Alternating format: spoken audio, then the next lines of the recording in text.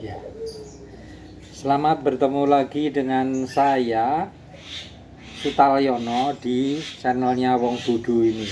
Ya, saudara, senang sekali saudara mengunjungi channel saya ini. Ini adalah bagian kedua dari video yang saya buat untuk menjawab pertanyaan dari beberapa teman yang mereka menanyakan tanamannya kok subur, pupuknya apa, dan seterusnya. Pada bagian yang pertama saya sudah memberikan secara garis besar bagaimana tahapan menyuburkan tanaman. Di antara tahapan yang mendasar yaitu bagaimana cara menyiapkan media tanam.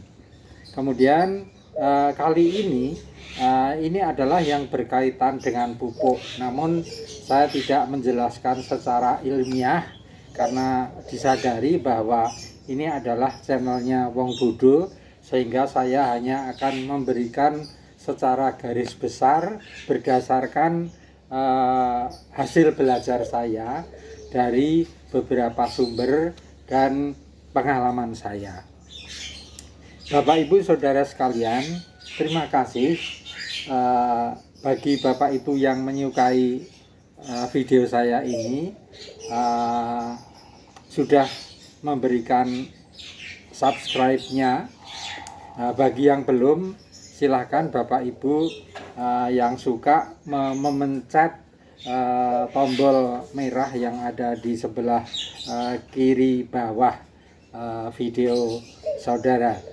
Kemudian silahkan berikan komentar, apapun komentarnya, baik yang baik maupun yang buruk, itu adalah memberikan motivasi dan mungkin koreksi bagi saya. Kemudian silahkan bagikan kepada yang lain agar kalau ini dipandang bermanfaat, bisa bermanfaat bagi orang lain. Bapak, Ibu, dan saudara sekalian yang saya kasihi, kaitannya dengan pemupukan ini adalah merupakan hal yang penting, karena pada dasarnya pemupukan adalah penambahan memberikan makanan atau nutrisi bagi tanaman yang kita tanam. Nah, kalau tempo hari media tanam sudah saya sebutkan media yang subur, maka tanaman itu ketika sampai tahapan pertumbuhan awal tidak memerlukan lagi tambahan pupuk, karena dia sudah cukup menyerap dari unsur hara yang terkandung di dalam media tanam itu. Baru kalau sudah menjelang remaja, maka tanaman itu memerlukan tambahan untuk keberlangsungan hidupnya. Ya, apa saja itu tambahannya adalah pada dasarnya yang diperlukan tanaman itu adalah unsur hara secara makro maupun mikro, dan unsur-unsur yang lain, misalnya seperti hormon dan lain sebagainya. Unsur hara makro yang dimaksudkan adalah unsur hara yang banyak diperlukan oleh tanaman untuk nutrisinya, untuk memberikan makanannya. Unsur hara makro itu terdiri dari pada umumnya adalah nitrogen, kemudian fosfat dan kalium. Ya, di depan saya ini adalah contoh unsur hara makro yang sering diperlukan oleh tanaman. Kemudian yang mikro adalah magnesium, kalsium, sulfur, nitrat, boron, kemudian zinc, kemudian Cu, kuper, dan mangan. Ya. Ini adalah yang mikro, dan ada unsur-unsur lain ya. Tentu saja unsur-unsur ini baik yang makro maupun mikro itu banyak diperlukan tanaman sesuai fase pertumbuhannya. Kemudian unsur hara makro yang primer, yang utama itu adalah nitrogen, fosfat, dan kalium. Biasanya terkandung kalau di dalam pupuk kimia itu NPK ya. Kemudian unsur hara ini setiap fase pertumbuhannya, misalnya fase vegetatif, masa pertumbuhan itu memerlukan unsur hara atau dosis yang berbeda-beda. Pada fase vegetatif intinya itu yang diperlukan dominan adalah yang mengandung nitrogen dengan baik ya, nitrat yang diperlukan nitrogen atau nitrat dengan lebih banyak. Sementara juga unsur hara mikro yang lain juga diperlukan tapi dalam jumlah kecil. Kemudian ketika memasuki fase generatif atau fase dewasa yang sudah tanaman itu menyiapkan diri untuk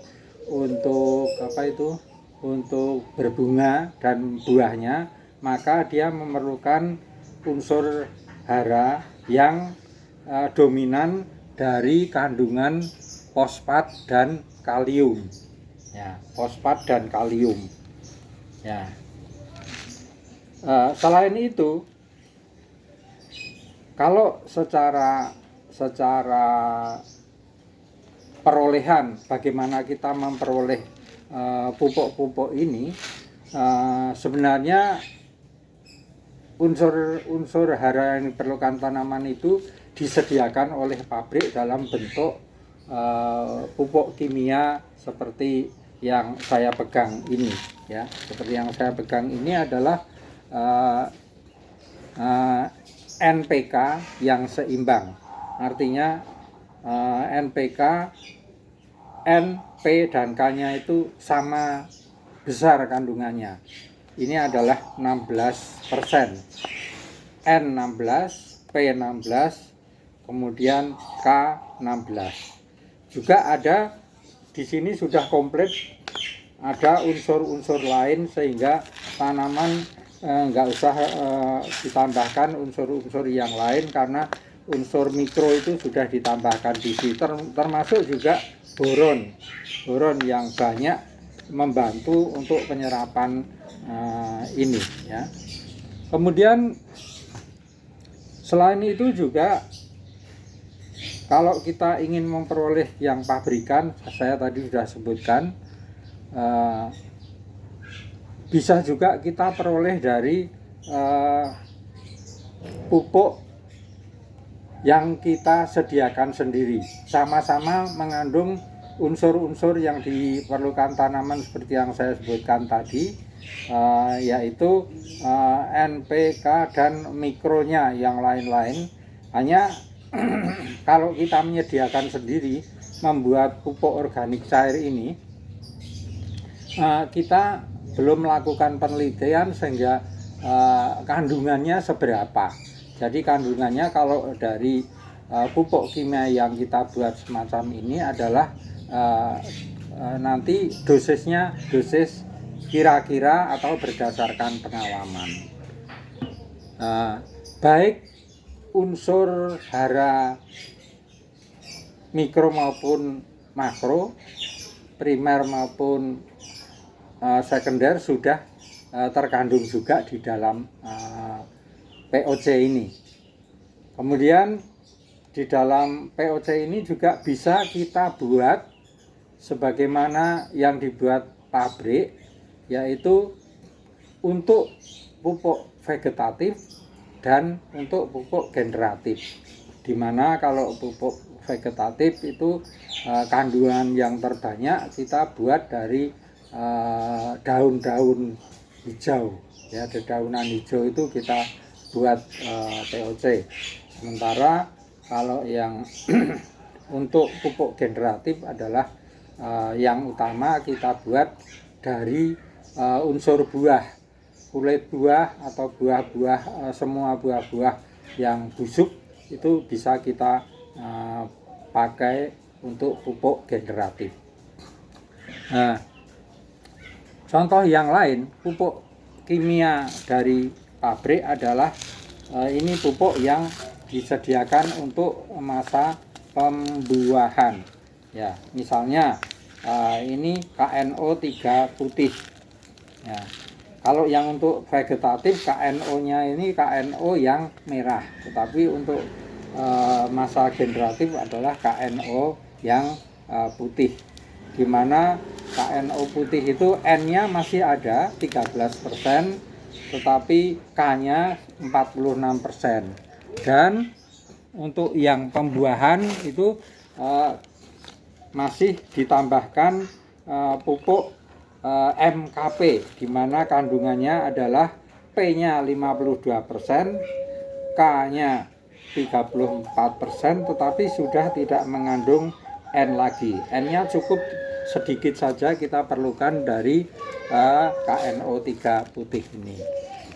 Ya, itulah saudara-saudara. Kemudian saya akan tunjukkan juga yang lain, yaitu magnesium sulfat. Ya, magnesium sulfat ini kalau kita membeli NPK berimbang itu di sini sudah terkandung juga, di dalamnya sudah ada magnesium sulfat. Kemudian pupuk makromajemuk ini ya, yang tadi saya sebutkan adalah magnesium sulfat. Itu kandungannya magnesium 16%, sulfurnya atau belerangnya 13%. Ya, masing-masing semua itu ada indikasinya. Kemudian ada pupuk mikro lagi yang diperlukan oleh masa pertumbuhan, yaitu seperti ini, buatan pabrik Gandasil, ya, Gandasil D, dan kalau untuk masa pembuahannya Gandasil D. Selain itu Bapak Ibu Saudara, ternyata menurut penelitian para orang pinter, menggunakan pupuk kimia itu ada kerugiannya, yaitu mengakibatkan tanah kita menjadi keras. Orang Jawa bilang bantat gitu ya. Untuk mengurai tanaman menjadi lebih baik dan mengembalikan tanaman menjadi subur lagi, tidak keras lagi, maka itu diperlukan bahan-bahan yang disebutkan adalah asam humat, ya, asam humat seperti ini contohnya. Nah, itu diperlukan. Ini asam humat juga bisa kita buat sendiri dengan cara dengan cara dibuat kompos, yaitu menggunakan bahan-bahan misalnya eceng gondok. Eceng gondok itu kandungan asam humatnya tinggi, sehingga bisa dipakai untuk memperbaiki struktur tanah.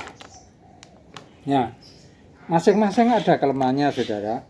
Menggunakan pupuk organik cair ini, karena ini bahannya difermentasi dari bahan-bahan alami juga, ini akibatnya tanahnya akan menjadi asam. Ya. Kalau tanah asam, maka akar tidak akan efektif dalam menyerap unsur hara yang diperlukan oleh tanaman itu. Ya, makanya kita harus sering cek tingkat keasaman tanah. Ya. ya. Itu penting bagi yang banyak menggunakan pupuk organik cair, ya. Kemudian kalau keasaman tanahnya itu menjadi sangat asam, jadi misalnya pH-nya di bawah 6 atau di bawah 5 sampai 3, 4 dan sebagainya, itu harus dimodifikasi. Maka kita kembalikan tingkat keasamannya supaya netral mencapai 6,5 atau 7 dengan cara memberikan kalsium, ya. Bisa diperoleh dari bermacam-macam sumber. Kalau yang tersedia dari pabrik itu berupa kapur pertanian yang namanya dolomit. Tapi untuk skala kecil bisa kita membuat sendiri dengan cara membuat dari cangkang telur. Ya, itu di videonya bagaimana membuat cangkang telur menjadi sumber kalsium bagi tanaman. Saya sudah pernah membuatkan, silahkan dicari. Nah, itulah saudara-saudaraku sekalian, bagaimana tentang ringkasan menggunakan pupuknya. Tentu saja mengenai dosis di masing-masing pupuk kimia ini yang buatan pabrik, di dalam kemasannya itu sudah tertera dosis yang dianjurkan. Sementara kalau pupuk organik cair, dosisnya selama ini saya menggunakan 1 dibanding 10, 1 POC 10 air. Sehingga kalau kemasan kecil seperti ini saya wadai pakai kemasan air minum yang 300 cc ini, maka ini saya campurkan ke dalam air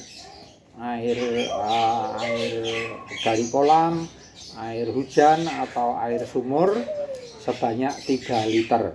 Kemudian saya kocorkan di area media tanam. Itulah saudara-saudara yang bisa saya sampaikan. Selain itu juga ada sementara pupuk yang penggunaannya juga disemprotkan. Seperti misalnya magnesium sulfat ini bisa juga disemprotkan untuk sekaligus menghindari tumbuhnya jamur pada daun. Begitu pula pupuk yang ini, Gandasil ini efektif juga menggunakan semprot. Ada Gandasil D maupun Gandasil B, ya. Ini disemprotkan kepada daun merata sebelum jam 7 pagi atau setelah jam 5 sore. Ya, demikian saudara yang bisa saya sampaikan. Ini merupakan yang jawaban yang atau seri yang kedua dari rangkuman pertanyaan, ya, dari rincian pertanyaan bagaimana tanamannya kok bisa subur. Ya, ini adalah bagian pupuk. Kemudian bagian yang ketiga nanti akan saya bagikan pengalaman saya dalam hal merawat, ya, sebagaimana manusia atau hewan, maka tanaman pun perlu dirawat sesuai dengan kebutuhan tanaman juga masing-masing. Terima kasih atas kunjungan saudara. Terima kasih atas penghargaannya dengan memberikan subscribe, dan terima kasih atas like, komentar, dan membagikan kepada orang lain.